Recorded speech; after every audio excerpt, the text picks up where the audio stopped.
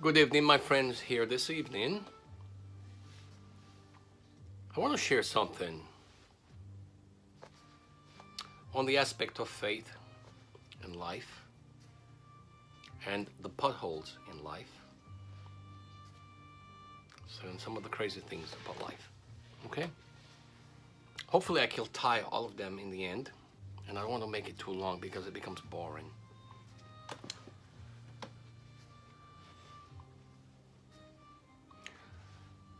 In a certain holy book was a man who had sons. There was a special son that he loved so much. And most of us have read about him. Some will say Joseph with the coats of color. Some will say Yosef with many multiple coats of color. It don't matter. But let me explain the feeling of this man. When he was told that Yosef had passed, but before Yosef had passed, Yosef's mother had passed. And she had a child, and the child was called Benjamin or Benjamin.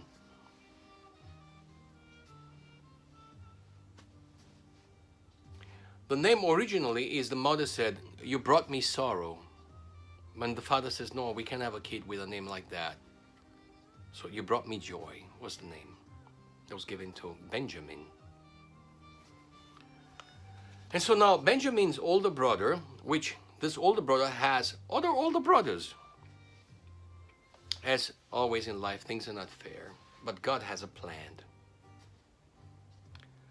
And so the older brothers did whatever they had to do to get rid of this boy named Yosef or Joseph. When the news was brought to the father,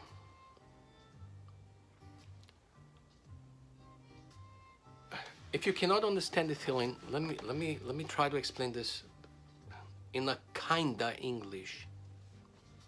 You see, when disaster fall upon us,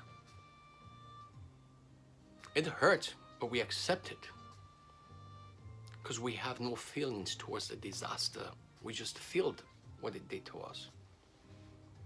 But when people that we love hurt us, it's the worst death you could ever feel. And now this father, he's receiving the news that his son, Yosef, is killed. It was the worst day of his life. The old man cried so much that he cried like a baby. He sat on the dirt, and it says he put ashes over himself as if to say he was dead and didn't want nothing to do with God. He has lost all faith. And may I say that now Yaakov or Jacob is now in a pothole.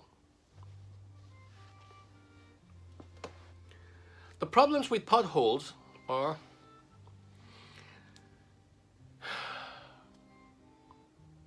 they don't help you. It's almost as if it's saying you have reached the point of no return. To where, if you ever seen a pothole in the street, at first it's a crack on the tar, then water gets in between it, and there's a little, not asphalt, but like riverbed rocks. Give it a week later, it's a big little bowl, and when cars go by, they kind of like the tires dump into that hole. And so Yaakov or Jacob's life had now a pothole. He's hurt. And I think it says that for those years, he stopped speaking to God. He was hurt. And could not believe God will do that to him.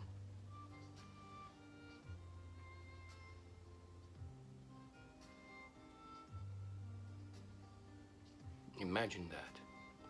A pain that is caused by the children, his own kids, had now caused him the worst raw pain.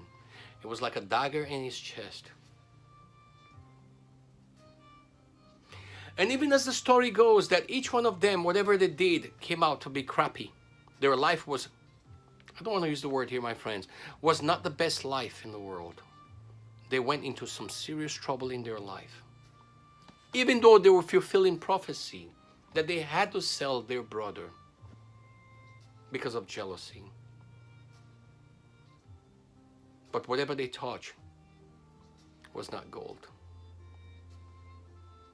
And it says this boy was in Egypt, and whatever he touched, for the Lord was with him, gained attention.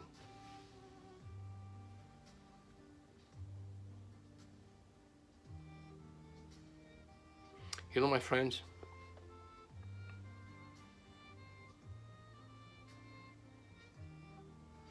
there's so many little stupid mistakes people do sometimes. Most people go out and create potholes for others so they can fall. Sometimes those potholes comes by us creating them. And you have the ones who love to spread news. Makes the story very exciting. As from the fathers, it says, the one who gossip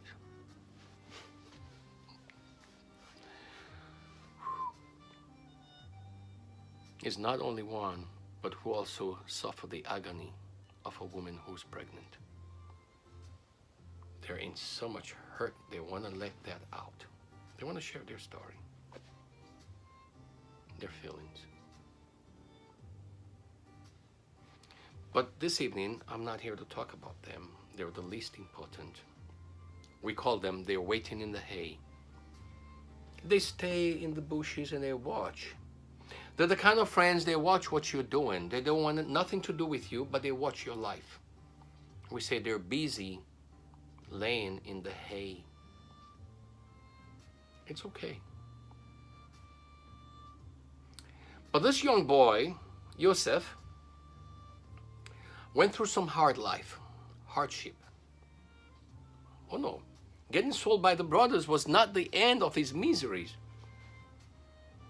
He was accepted, gave a very wonderful position, but later it was taken away from him and he had to go to jail. And for 25 years, he was in jail. In 25 years, he had to face his own errors, the pain that is caused from their brother to him. I ask you,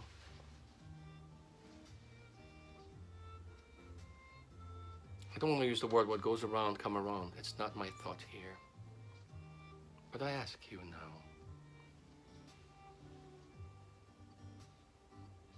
before we act, have you weighed what you're doing? Are you doing it unconsciously, being led by the Spirit of God to fulfill prophecy? Or you are aware of what you're doing?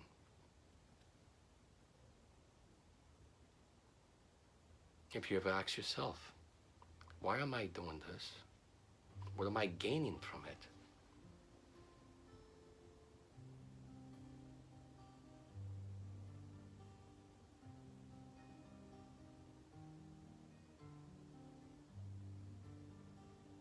What do you gain from it?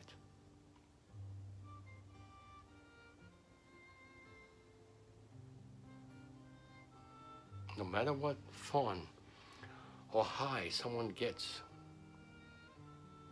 out of hurting somebody else, it doesn't live long. It dies. And where they lay their head in cornerstone and thought that was the hope is what's going to hurt them more than a hacksaw. For what? In Africa, we say, Nyangade sleep and trouble go away come. In English, it means we think we get away with things. We think we have the opportunity to get away with things. And lays there the disaster that says, come to me. We have to meet.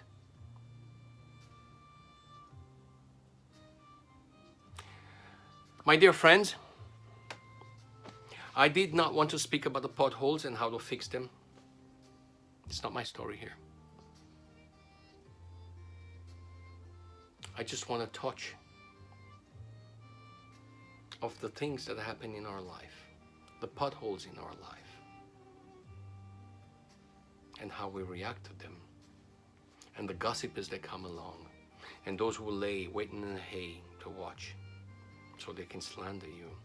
They don't hate you, they just carry a lot of news.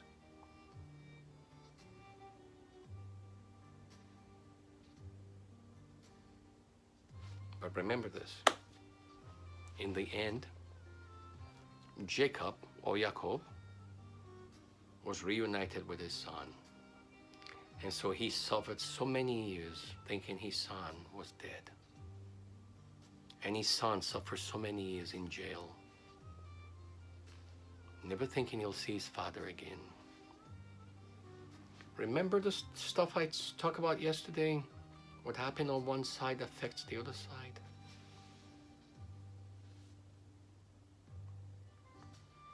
My dear friends, I'll be online for a little. I hope you enjoy. This is not a story. This is life experience of things that happen. I'll be online. Hopefully, I won't write a lot tonight.